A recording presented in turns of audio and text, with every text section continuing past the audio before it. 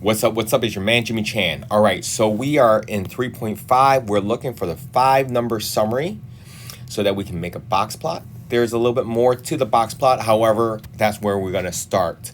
So your 5-number summary includes the minimum, the maximum, quartile 1, quartile 3, and the median. So to find these three here in the middle, well, actually to find all of them, I have to put the set of data in order. So I did that here on the left, right? And the minimum is 19.95 and the maximum is 54.63. So if we were to count how many pieces of data we have, there is 2, 4, 6, 8, 10, 12, 14, 16, 18, 21. Okay, so there's 21 altogether. So if there's 21 pieces of data, that means the median must be the 11th one. Why do I say the 11th one? Because if we look at it, if that's the 11th one, and we were to count, the numbers below it would be 1, 2, 3, 4, 5, 6, 7, 8, 9, 10. Let's look at the bottom. 1, 2, 3, 4, 5, 6, 7, 8, 9, 10. So that means there are 10 above and 10 below. So this number right here must be my so-called median.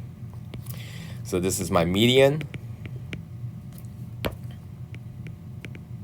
which is M, and that is going to be 30.95. All right. Now, right now I have 10 data points above. If I take the median of those 10, then I will have my quartile 1. So if I look at that, I have 10 pieces of data. That means it's going to be between 5 and 6, or the 5th and the 6th data point. So 2, 4, 5. So it's probably going to be in between here. So let's take a look. Let's see if it is between there. Because if I look, there's 1, 2, 3, 4, 5 below, 1, 2, 3, 4, 5 above. So that means here with the quartile 1, that's going to be adding these two numbers, 25.83 plus 26.28, and dividing that by 2. So what is that going to give me? Let's take a look. All right, so let's take a look. So we have here 25.83 plus 26.28, and divide that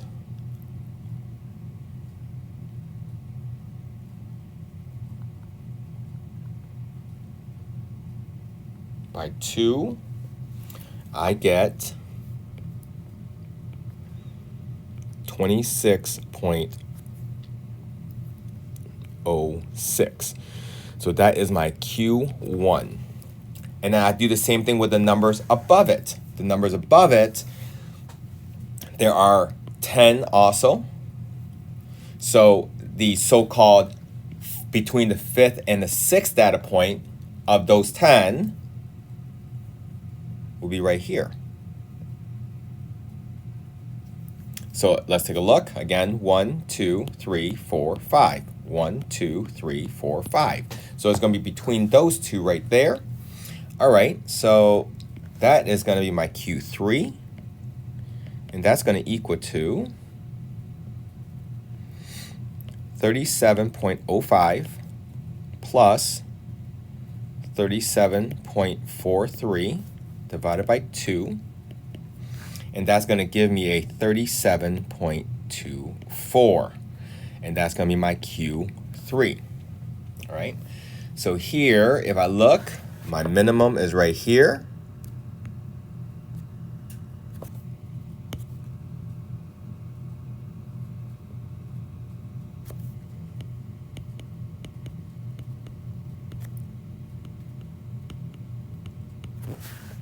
And my maximum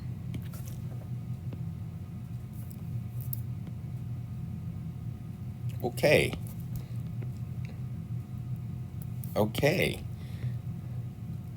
Yay. Okay, so this is my maximum.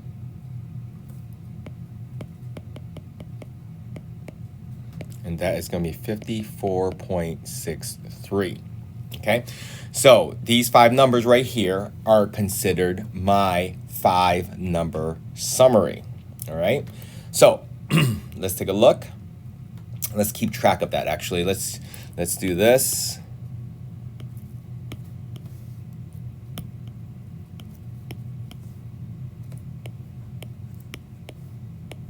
Let's put these together.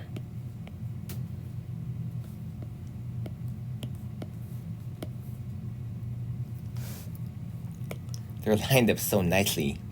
All right, so let's take this with me and let's get to the next thing here, okay?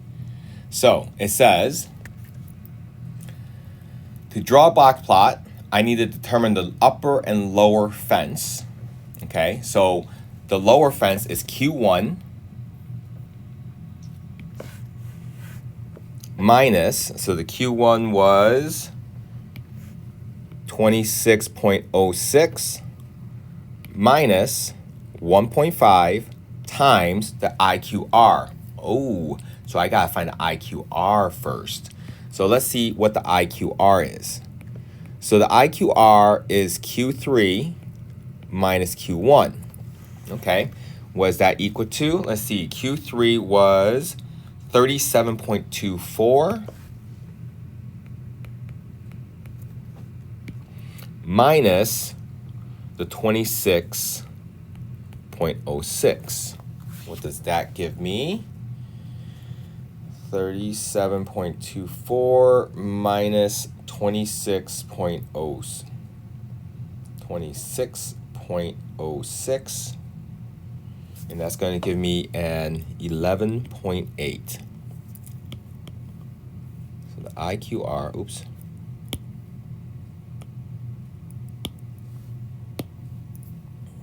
I don't know why.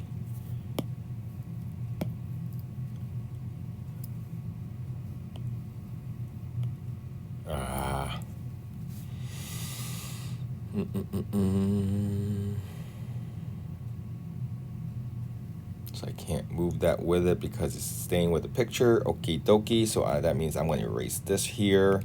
So my IQR is equal to what again? 11.18. Okay. So my lower fence is going to be my Q1, which is 26.06, minus 1.5 times this IQR, which is 11.18. So what is that equal to? Let's see. 26.06 minus 1.5 times 11.18. And I get a 9.29. Okay, 9.29.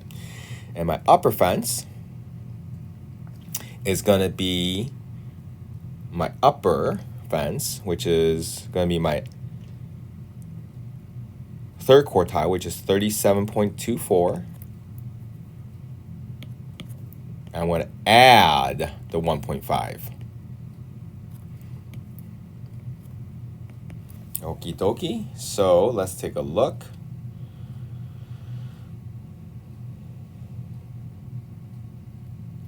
So that's 37.24 plus. So that's going to be a 54.01. Okay. All right. So let's add that to what we have. So here's my upper fence and my lower fence. Okay. All right. So I guess I could have put the IQR right here, couldn't I? Oh well. Anyways, draw a number line long enough to include the maximum and minimum values. Insert vertical lines for the Q1 median, and Q3, enclose the vertical lines into a box. Label the lower and upper fence. Draw a line from Q1 to the smallest data that is larger than the lower fence. Draw a line from Q3 to the largest data value that is smaller than the upper fence. These lines are called whiskers.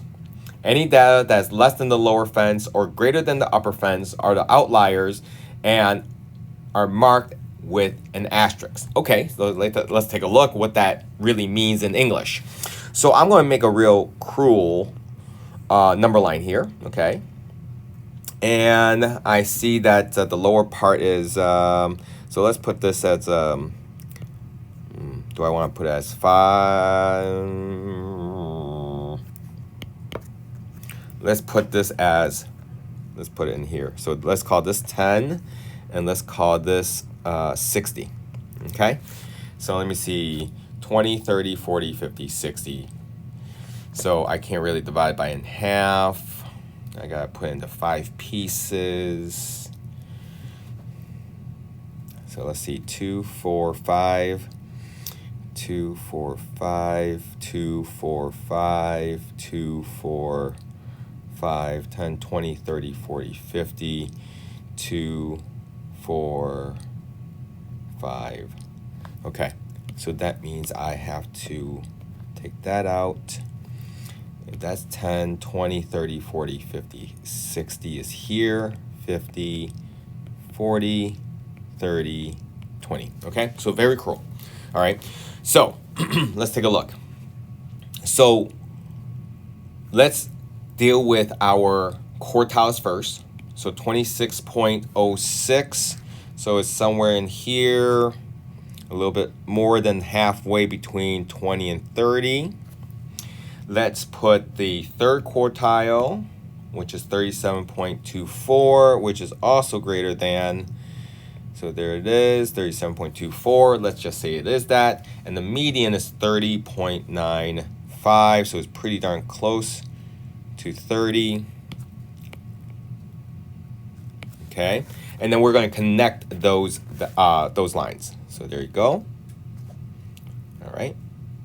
So what this next part is saying, draw a line from Q1 to the larger value that the lower fence.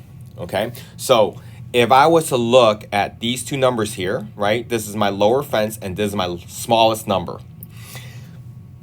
Since my smallest number is larger than the lower fence, that means it should be inside the fence. So let me do this. So my fence is somewhere here. I'm just going to draw it this way just so you guys can see it as a fence. All right. And then let's say I have a fence all the way over here, which is what, 54.1. So it's somewhere here. Okay. So if I was to lay out all the numbers in here, and if you think about your own house, this is your house and here's your fence, right? Anything that's outside the fence will be outliers, uninvited guests, right? So you don't want them inside your fence. Make sense? So just because you have a set of data doesn't mean that everybody is supposed to be there, all right? So now if I look, 19.95 is within, so let's say it's right here.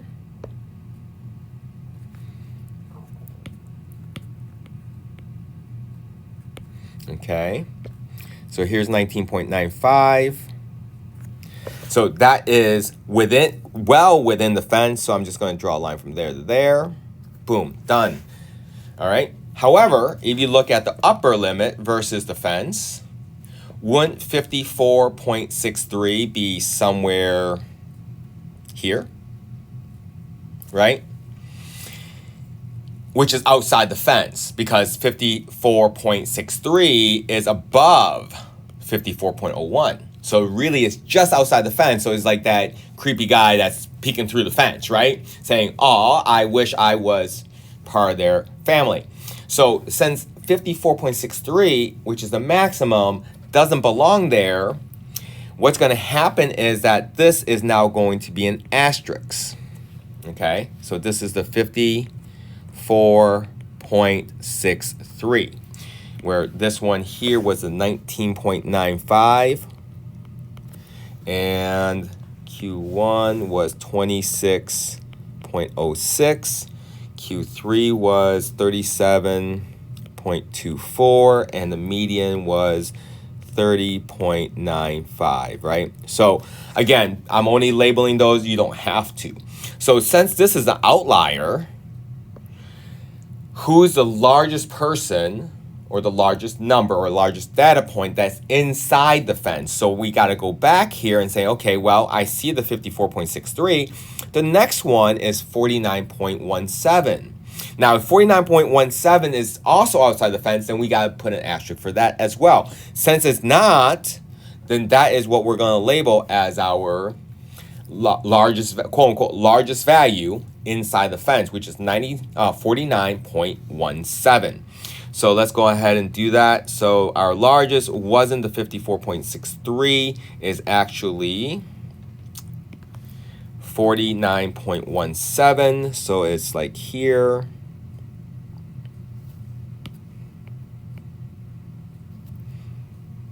It's almost to 50. And let's connect the point to there. And there we go. So this was the 49.17, right? Is that right? Yep. All right. So there it is. So there is our upper fence and our lower fence. So again, let's go through the directions again, right? So lower fence, upper fence, draw a number line long enough to include the maximum and minimum value, insert the vertical lines, right? Label the lower upper fence, draw a line Q1 to the smallest data that is larger than the lower fence. So larger than the lower fence. Draw a line from Q3 to the largest data that is smaller than the upper fence. These lines are called whiskers. Any data that is less than the lower fence or greater than the upper fence are outliers and marked with an asterisk. Okay, so there we go. So there's my upper fence and lower fence. Let me go ahead and label that anyways. Lower fence, upper fence. Okay, and this upper fence was what again? It was 54.01, and my lower fence was 9.29. All right, so that would be my so-called box plot. All right, and there we go. All right, so let's continue on. So the question is, if we were to compare these two box plots here, what do we know about this versus this? So notice how Q1 and Q3 is really close here, but really far apart here, right? So if we have data, so if you look at this, right? What if these data points were really close to each other, right? Like it was like from 19 to 30, right? If it was like 19 to 30, then those numbers, and there's 21 points, that means it's going to be very close together, very closely knit, right? So in other words, there's the spread of those numbers are going to be a lot smaller. Where since this is going from 19 to almost to 55, let's say, now we're getting more spread out. Or heck, if it was 10 to 50, then it's going to be even more spread out, right? So then, looking for the quartile 1 and quartile 3 are going to be even further apart. So the difference between these two is the fact that the so-called dispersion is a lot smaller over here versus this, all right? So let's look at this right here. The other thing that we have to look at is when we look at the Q1, median, Q3, if it's more towards the left side, we're going to have a distribution that's more skewed right. And if it's more to the right, then it's definitely more skewed left. So we got to be careful with that as we're looking at that piece of data. So we got to make sure of that for sure. So I guess let's get back to this one here. So let's call this less variability.